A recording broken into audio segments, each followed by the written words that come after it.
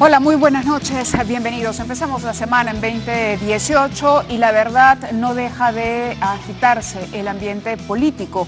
El día de hoy la votación en el Congreso, en la Comisión Permanente, finalmente permitió el archivamiento del informe que recomendaba destituir al fiscal de la Nación, Pedro Chávarri, el cual ya había sido rechazado en la Subcomisión de Acusaciones Constitucionales. Esto con votos de Fuerza Popular y el APRA. La Comisión Permanente ratificó entonces así esta decisión que conocimos la semana pasada y decidió rechazar el informe del congresista Juan Cheput, que recomendaba destituir e inhabilitar por 10 años al fiscal de la Nación, Pedro Chávarri.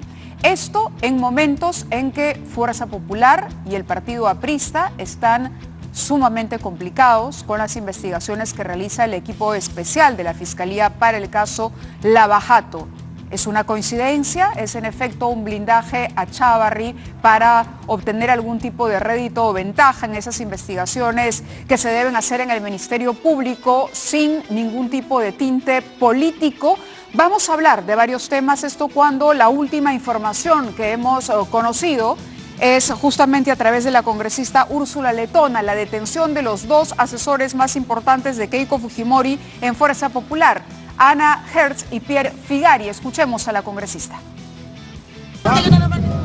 La marcha estaba muy bien, muy contentos, pero hoy tenemos que nuevamente denunciar esta persecución política. Acaban de detener a dos de los dirigentes del partido, la señora Ana Hertz de Vega y el señor Pierre Figari. No sabemos, lo único que les han dicho es que es por flagrancia. Así que voy a ingresar a conversar con la policía para saber los cargos que se les... ¿Dónde se encuentran ellos en este momento? Están detenidos, se los acaban de llevar acá a la prefectura. Vamos a ingresar una comitiva para saber qué está pasando. Al parecer es por lo mismo, pero no tenemos mayor detalle.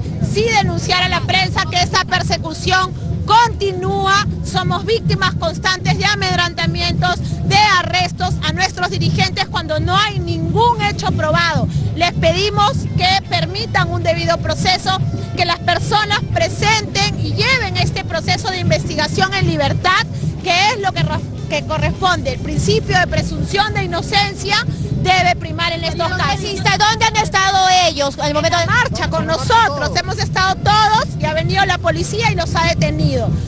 El nombre de la segunda persona, Ana Vega, y el señor Pierre Figari. La señora Ana Vega. Úrsula Letona, congresista de Fuerza Popular, acaba de confirmar entonces la detención de estos dos asesores.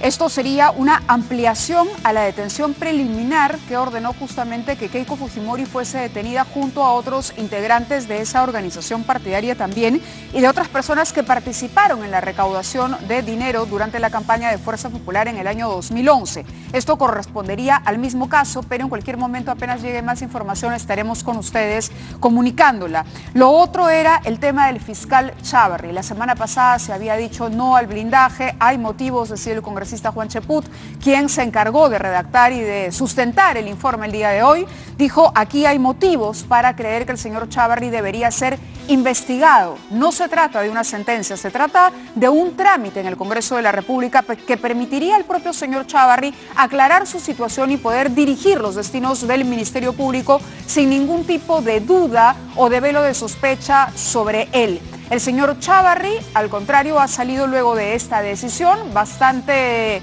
evidentemente empoderado en el cargo que continúa ocupando y hoy ha publicado a través de su cuenta social, Twitter, un nuevo mensaje que volvería a ser interpretado como una amenaza al presidente Martín Vizcarra. Recordemos que el presidente había pedido al señor Chávarri dar un paso al costado. Había dicho que lo mejor para el Ministerio Público era evidentemente que el señor Chávarri en tanto enfrentara cuestionamientos, se alejara de la institución para protegerla y no se aferrara a un cargo, ¿no? Si las investigaciones demostraban que el señor Chávarri era inocente y que aquí no había nada que temer ni ningún riesgo que correría el Ministerio Público, pues el señor Chávarri regresaba. Martín Vizcarra ni siquiera estuvo en la juramentación de Chávarri, recordemos las escenas, el único o la única autoridad que acompañó al fiscal el día que asumió el cargo fue el presidente del Congreso, entonces el parlamentario de Fuerza Popular, Luis Galarreta. Esto es lo que dijo Pedro Gonzalo Chávarri hoy a través de los tweets. Pese a las 300 portadas y cientos de horas de informes televisivos y millares de noticias falsas en internet en mi contra, sigo firme porque soy un luchador. La verdad, dice, se abrirá paso muy pronto en los casos Lava Jato y Chinchero que otros intentaron paralizar. Sobre el tema Lava Jato, antes de concluir, habría que decirle al señor fiscal de la Nación que cómo explicaría él el hecho de haber retirado a una fiscal importante para este caso, mano derecha de José Domingo Pérez, la señora Erika Delgado del equipo especial. Hasta el momento, sabemos por información del propio equipo especial, no se ha designado a nadie que la sustituya.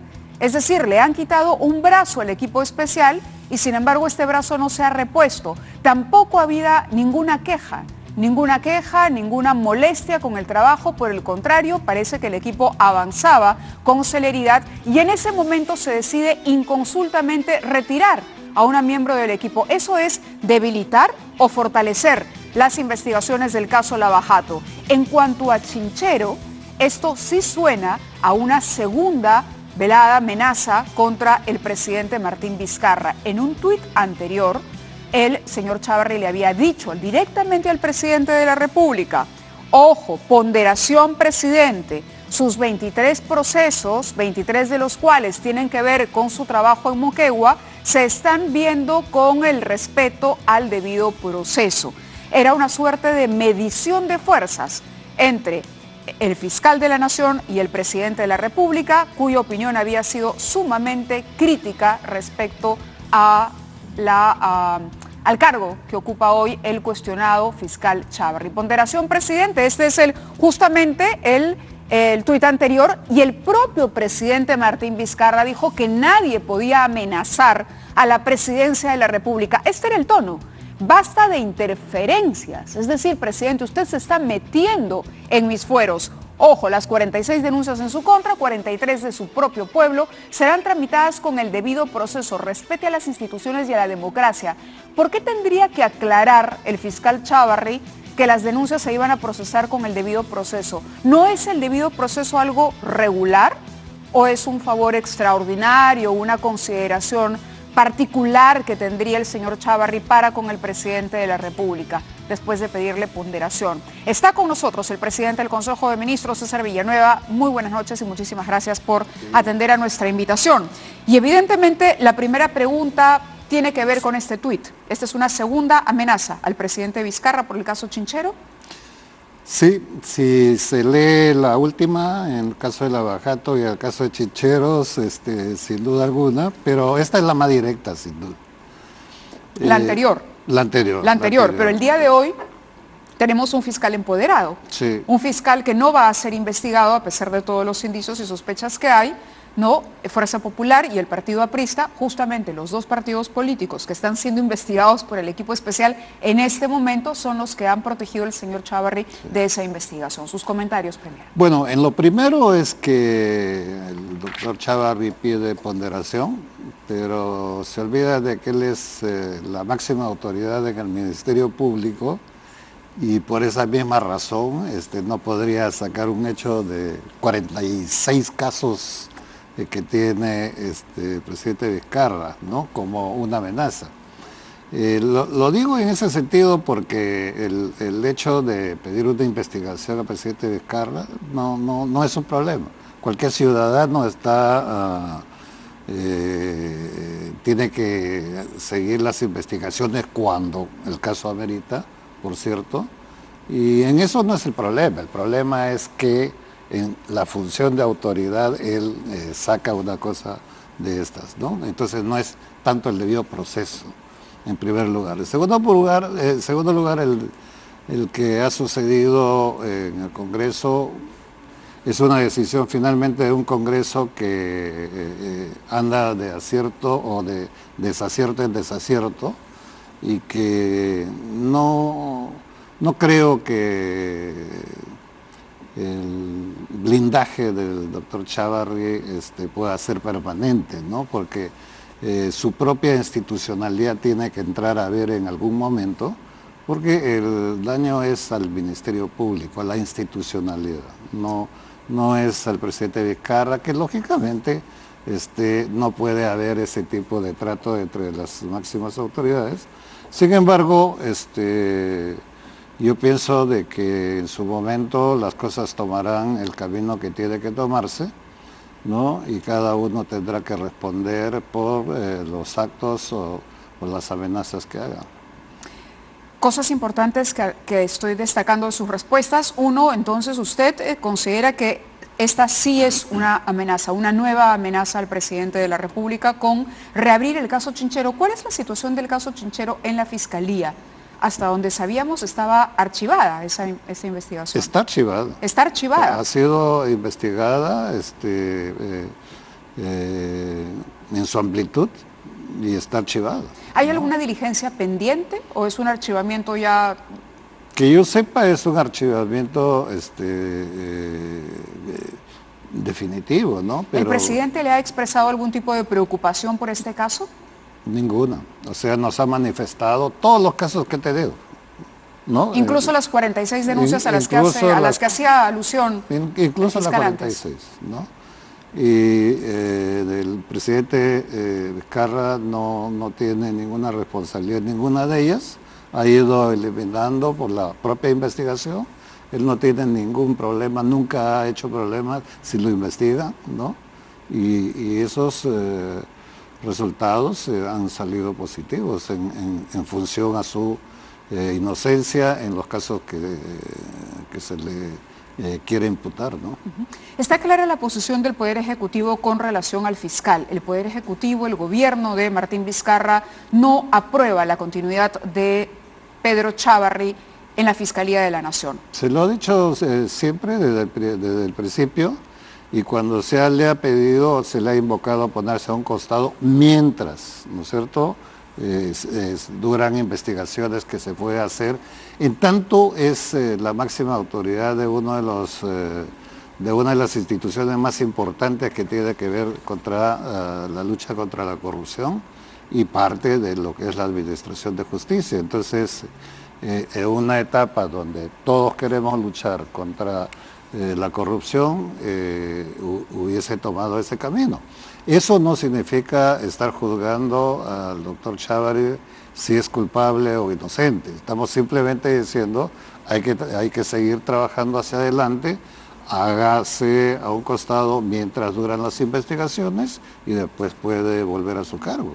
¿Cómo explica que Pedro Chávarri se haya resistido a dejar la Fiscalía? Bueno, es una posición suya que la defiende como que es el luchador, como señala en su propio tuit, pero debería de evaluar que su propia institución, los fiscales, ¿no?, han declarado o han pedido al doctor Chávarri que se ponga a un costado. Entonces, mantenerse en el lugar, a pesar de estas dificultades, no sé cuál es la posición. ¿Temor a las investigaciones? ¿Por qué tendría que tener temor a las investigaciones si manifiesta que no tiene absolutamente nada que ver? Si nosotros estamos pidiendo al doctor Chávarri que se ponga al costado sin juzgarlo, para él mismo es positivo que eso se haga, ¿no? Pero desafortunadamente tiene otra posición distinta, que lo pone en una situación siempre de cuestionamiento, ¿no? Ahora, hay un enfrentamiento abierto entre el Poder Ejecutivo y el Ministerio Público por las posiciones adoptadas por el presidente y el fiscal. El fiscal dice que el presidente ha interferido, que está interfiriendo con estos comentarios en la autonomía del Ministerio Público. ¿Cuál es la evaluación que se hace desde Palacio de Gobierno? Nosotros no respetamos la independencia del Ministerio Público, como respetamos la independencia de todos los sectores como el Poder Judicial, la Contraloría, todos los organismos que tengan esta autonomía para manejarse. El Ejecutivo en la parte institucional lo que hace es reforzar y seguiremos reforzando el Ministerio Público sin medir presupuestos porque nos interesa que esté reforzado. Pero eso implica que las autoridades también tienen que merecer la confianza suficiente, ¿no? Entonces, ¿considera usted que no han interferido, sino que han emitido una opinión? Es una ¿Lo podríamos resolver así? Sí, es una opinión que tiene el presidente, es una opinión que cualquier persona puede tener, pero no hemos movido un solo dedo, ¿no es cierto?, para interferir en las acciones que hagan los fiscales. Más bien, nosotros hemos hecho siempre, desde que hemos entrado, todos los esfuerzos para fortalecer no solamente el Ministerio Público, sino a todas las instituciones que tienen que ver con esta lucha contra la corrupción. ¿Considera usted que la detención de la señora Keiko Fujimori ha sido apresurada? Eso es una acción decidida en primer lugar, por la Fiscalía, ¿no? Y en segundo lugar, con la determinación del juez. Yo y el presidente siempre nos alejamos de especular sobre las cosas y más bien respetamos en esa misma condición que lo hacemos al Ministerio Público y al Poder Judicial, respetamos las decisiones que puedan tomar. Acertadas o desacertadas son nuestras instituciones las que tenemos que respetar. ¿Y cómo tomó el presidente Martín Vizcarra y cómo evaluaron ustedes la anulación del indulto a Alberto Fujimori? Bueno, recordemos que usted entonces era crítico del gobierno de Pedro Pablo Kuczynski y de la forma en que se otorgó ese indulto. Sin duda, sin duda. Entonces, ¿no está conforme con lo que se ha decidido? ¿Es coherente con las críticas que se hicieron en su momento al otorgamiento de ese indulto? Sin duda, nosotros cuando intervenimos a observar este indulto es porque observamos que no se habían seguido los procedimientos usuales para este tipo de casos. Y en esta misma situación hay cosas que observar, pero la función que hoy día desempeño como presidente del Consejo de Ministros, tenemos que tener la cabeza fría, la frialdad para hacer una evaluación conjuntamente con el presidente, que es el presidente finalmente el que tiene que tomar una decisión sobre este caso. Así que nosotros estamos con toda la tranquilidad y la serenidad de hacer la mejor evaluación que nos permita tomar una decisión. Pero se está refiriendo no al indulto en sí mismo, sino al proyecto de ley que se ha aprobado tiene que ver en el con Parlamento. El conjunto. Que tiene que ver con enviar a su casa a aquellos presos que tengan una cierta edad y que puedan acreditar una enfermedad crónica. Exactamente. Esa es la ley Vilca Toma. O la ley Fujimori, como le han dicho. ¿Consideran que tiene nombre propio esa ley? Bueno, en este caso, me disculparás que no pueda dar una opinión concreta porque de alguna manera vamos a ser juez y parte, ¿no? Entonces tengo que guardar la neutralidad y la tranquilidad para que sea una decisión justa del presidente. Ha enviado un grupo de congresistas una carta pidiéndole al presidente la consideración. Aquí está la carta, señor Martín Vizcarra Cornejo, y la firman representantes de bancadas que no son precisamente la de Fuerza Popular ni el partido aprista. Me imagino que ustedes han acusado recibo. ¿Cuánto tiempo va a tardar esa toma de decisión? Creo que el plazo legal es de 15 días. El plazo legal es de 15 días, pero... ¿Quieren resolverlo antes? Es probable que lo resolvamos mucho antes. ¿Esta semana? Sí, con toda seguridad. Con toda seguridad. Ahora, ¿cuál es su opinión respecto a las críticas que se hicieron luego de su participación y la participación del señor Violeta en esta votación en la que se dice votaron en contra ustedes y que hubo ahí, qué pasó con el Premier y qué pasó con los otros representantes en el tema importante de la bicameralidad que luego se está cuestionando? ¿Qué pasó con el Premier? ¿Qué pasó con el ministro de Justicia? Así es, ¿dónde estaban y por qué apoyaron algo que luego el presidente ha reprochado? Les ha quitado la alfombra. Así es. Bueno, es un mundo especulativo y hay que entenderlo, pero a ver, uno es que a través del presidente hemos lanzado 4 pedidos de reforma constitucional siguiendo todos los caminos correctos, ¿no?, de los procedimientos, entregando al Congreso, y hemos monitoreado permanentemente con mucho interés y además con mucho entusiasmo que estas 4 propuestas se discutan en el Congreso, y para nosotros en la idea de que se aprueben las 4. Y así hemos hecho el seguimiento. El día viernes pasado, que ya llegaba el último día y las últimas horas para cumplir un plazo que además, vale la pena recordar, nosotros no lo hemos puesto, sino es una meta de tiempo, 4 de octubre, que lo propuso por unanimidad todos los voceros de todas las bancadas, no nosotros. Pero entonces era ya viernes más o menos a las 10 de la noche, yo hice un tuit para invocar al Congreso, ¿no?, que resolviera de una vez este tema, pero obviamente guardando el equilibrio y sin desnaturalizar los proyectos, ¿no? Porque a esas alturas de las 10 de la noche solamente se habían aprobado 2. Claro. Y faltaban 2, y faltaban ya 2 horas o 3 horas para que... Claro, lo que se ha criticado es el cambio de postura del propio presidente, que había ofrecido una entrevista, entrevista en el sentido de su votación. Usted estaba particularmente como parlamentario en ese momento. Como parlamentario. ¿Estaba de acuerdo con el proyecto? Lo que pasa es que quiero explicarte el previo para decirte por qué el presidente Vizcarra aparentemente cambia de opinión, aparentemente. Correcto. Me dicen que tenemos que ir a una pausa. ¿Le parece si vamos a la pausa y regresamos con el desarrollo de esa respuesta para entender finalmente qué pasó con el presidente Vizcarra? ¿Cambió en efecto de opinión sobre el tema de la bicameralidad aprobado en el Parlamento, tema que se discutirá o que se someterá a votación en el referéndum de diciembre? Antes tenemos que publicar, me dicen, hay unas cartas de Ana Hertz y Pierre Figari, tweets a propósito de esto, y DL Reporteros reporta lo siguiente: en estos momentos la Fiscalía y la Policía era un allanamiento, las viviendas de los asesores de Keiko Fujimori, Pierre Figari y Ana Vega, y de Vicente Silva y Carmela Paucará. Esto por el caso Cócteles. Información de último minuto. Vamos a la pausa y continuamos hablando con el presidente del Consejo de Ministros aquí en Estudios.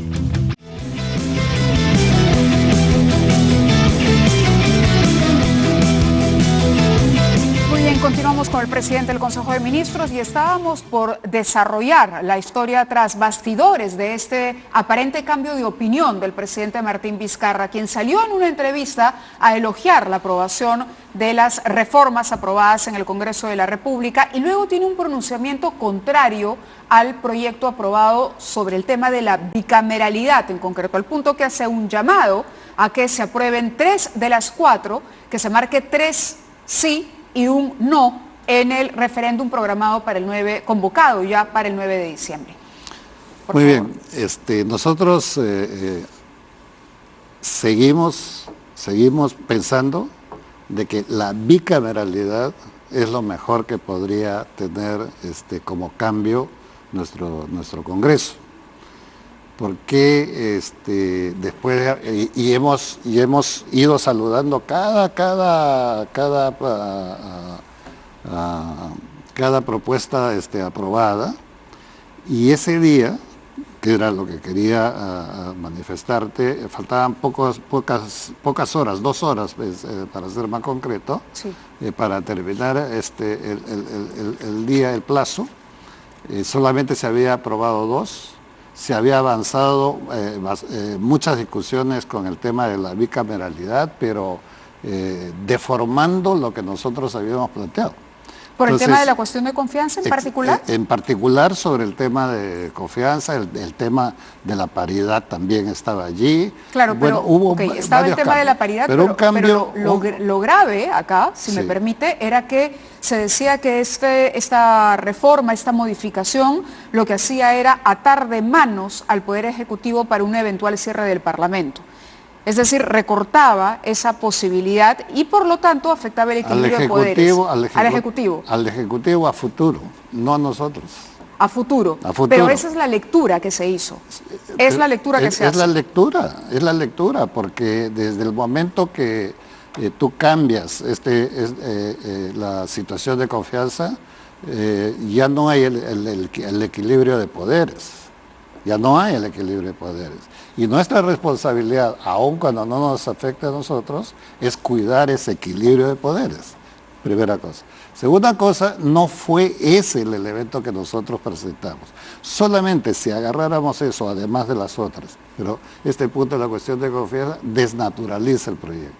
Y nosotros hemos dicho siempre, no lo desnaturalizan. Muy bien. ¿Y por qué nosotros hemos votado? Yo, sí, claro. El ministro, hemos votado.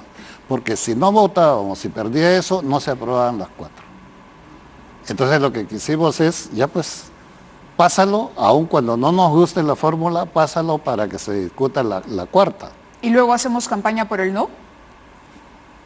Eso lo teníamos que ver adelante. Primero ¿Lo queríamos tenían calculado? aprobar. ¿Lo tenían calculado desde el momento de la votación? Podíamos perder en votación cuando tienen la mayoría de los votos puestos para hacer una cosa de esas que no es lo correcto. A costa de que se sacrificara la bicameralidad. Desafortunadamente nosotros no lo estamos sacrificando, lo sacrifica la propia decisión del Congreso. Pero fue una estrategia. La votación a favor de ese proyecto no fue una incongruencia, sino una estrategia política. No. Seríamos inocentes nosotros de votar sobre algo que nosotros estamos viendo que queremos la bicameralidad, pero una bicameralidad bien hecha. Y nosotros hubiésemos estado súper felices de darle a la población una bicameralidad bien hecha. Pero una bicameralidad de esa naturaleza es totalmente incorrecta. Entonces, es obvio que teníamos nosotros que sabían que si cuestionar. Se oponían iban a perder igual y en cualquier porque caso no iban a revelar su posición. Ya no alcanzaba el tiempo para hacer las 4 reformas. Y la no estrategia era apelar a la popularidad del presidente para luego cambiar pero no era por la popularidad del presidente. Probablemente una cosa de esas hubiese hecho mucho más daño al Congreso de no aprobarlas. Entonces, en el fondo, si se analiza con frialdad, nosotros hemos estado defendiendo los fueros del Congreso hasta lo máximo y lo seguiremos defendiendo. Vicente pero Ceballos, usted me dice que estaba en contra. Perdón, usted en contra de esa reforma, pero vota a favor en la manera como está planteada. Claro, pero vota a favor simplemente para que corra trámite y ya luego se iba a hacer el análisis. Y no perder las otras reformas. Claro, no perder las otras reformas, pero tenían claro que luego se iban a pronunciar en contra. Por supuesto. O sea, ya lo sabían, iba a haber un pronunciamiento en contra. Pero en ese momento no se expresa porque había riesgo político de mostrar la estrategia. Era natural y nosotros, a pesar de esas dificultades, recuerda que en las 4 reformas ha habido cambios. Nosotros hemos aceptado mientras sean cambios, como es natural. Nosotros no lo hemos puesto contra la pared al Congreso, aprueba tal como nosotros queremos.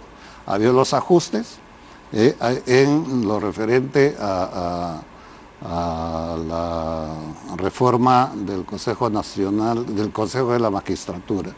Ha habido cambios de nombre, de números, pero en esencia se mantenía, ¿no? Así que hemos ido aceptando eso, pero cuando ya esto se desnaturaliza, nosotros tenemos que observar. Pero si nosotros no llegábamos con las 4 aprobadas, perdíamos las 4. Entonces era una cuestión de balance. Claro, pero confiaban en ese momento, ya estaba el cálculo hecho, de que definitivamente aprobado, si se mantenía la popularidad del presidente, ustedes iban a poder pedirle a la población que votara en contra de la bicameralidad. Igual nosotros íbamos a manifestar nuestra opinión. Entonces lo que hace el presidente no es que cambie de opinión, sino saluda el hecho. Porque nosotros nunca hemos estado en el plan de que nosotros solo queremos presentar esta reforma. Esta reforma queríamos que sea presentado en conjunto con el Congreso, con el Ejecutivo, para que la población defina. ¿Y por qué queríamos el referéndum? No por capricho ni por popularidad. Lo que queríamos el referendo es para volver a rescatar la confianza de la gente en las decisiones políticas del país. El referéndum no es contra nadie en particular, es más bien contra toda la desconfianza que hay de la población, darle un instrumento como el referéndum para que vuelva a tomar decisiones y no se tome decisiones unilaterales en un Congreso que ha mostrado una dictadura parlamentaria. Ahora, ¿No de es cierto? paso que el presidente suba hasta más del 60% de aprobación no cae mal. Tampoco cae mal, ¿no? Pero tampoco nos marea. El hecho, presidente Vizcarra, alguna oportunidad puedes entrevistarlo directamente, vas a verlo, es una persona absolutamente tranquila. Entonces, ¿No está mareado por esta no, aprobación? no. No son estas el declaraciones muy alto contra el no se fiscal marea arriba, o contra pero el propio Congreso, no son producto de esa No. confianza que hoy siente la exagerada en el la respaldo. población, ustedes, todos los partidos pueden estar absolutamente seguros de que el presidente no está mareado por estos temas. Cuando el Lo que fujimorismo queremos, dice- lo que sí, queremos, Ávila, si me permites, es Por favor. simplemente empezar a que la población sienta las necesidades de las reformas. Ha habido mucha resistencia a las reformas porque somos un país que no ha estado acostumbrado a las reformas. Entonces, es un primer logro. Un segundo logro es que esta misma población está empujando las reformas. No es tanto por el presidente Vizcarra de sí mismo, sino porque empieza a sentir la necesidad de cambio, y eso es positivo, no es negativo. Y en esas circunstancias, entonces, se puede generar estos cambios y, Dios mediante, otros más que necesitamos. Modernización del Estado, en la economía, necesitamos empujar cada vez Es más. decir, las ¿podría ser reformas. el primero de otras consultas abiertas? Otras reformas. ¿De otras reformas y de otros referéndums en los próximos Esperemos que no, esperemos que el propio Congreso actual empiece a reflexionar en la necesidad, no de estar ya en estos enfrentamientos Pero si pensando eso no que el sucede, Ejecutivo... es una posibilidad abierta. ¿De qué? Volver a convocar a un referéndum para, digamos, acelerar El tipo de referéndum es reformas. parte de un instrumento democrático, ¿Podría de el 9 consulta de diciembre, popular. por eso, reitero la pregunta, ¿podría ser el primero de otros? Porque el gobierno todavía tiene tiempo por delante. Sí, pero si tenemos un Congreso que empieza a contribuir a tener un objetivo común, yo ¿Lo creo... tenemos? Es la pregunta. Ahorita no lo tenemos, pero estamos logrando de hacerlo. La reforma, finalmente, si pensamos con cabeza fría, los congresistas piensan con la cabeza fría, no con el hígado, es que estas reformas no hubiesen salido, ni el referéndum hubiese salido, si finalmente, aunque sea a empujones, hubiese salido las 4 reformas. Entonces es parte de su triunfo, es parte de sus logros, pero ellos todavía no valoran eso. Aun cuando lo que piensa más bien la mayoría en el Parlamento es que aquí, porque además lo han dicho, hay un intento de cerrar el Parlamento encubierto. No, ¿De dónde sale esa, yo no lo sé. esa hipótesis? Yo ¿De dónde no lo- sale yo- esa yo no hipótesis lo sé de del dónde- golpe, supuesto golpe de Estado que Nosotros- acometería Martín Vizcarra en contra del Parlamento? Nosotros ni se nos ha ocurrido cerrar el Congreso, ni por Pero nada. pero cuando le preguntan y usted dice está dentro de las posibilidades, Cuando ¿no yo- se juega la ambigüedad? No. A mí, si tú me preguntas, el tema de disolver el Congreso, Sí. ¿no es cierto? Está dentro de la Constitución, está. Es la última carta que se podría jugar en cualquier circunstancia, en cualquier gobierno. Pero eso no quiere decir que nosotros estemos pensando en esa función. Ni las circunstancias Si no están hubiésemos... yendo a ese punto. Mayla, si no hubiésemos acudido el presidente personalmente a entregar las 4 reformas al presidente del Congreso. Eso significa el respeto a ese Congreso. Queríamos que se discutiera rápido, se tomaron mucho tiempo para empezar, pero no importa, se inició. Y nosotros hemos continuado tratando de que el Congreso las apruebe. Correcto. Y las ha logrado aprobar. Entonces estamos en el marco constitucional, está aprobado.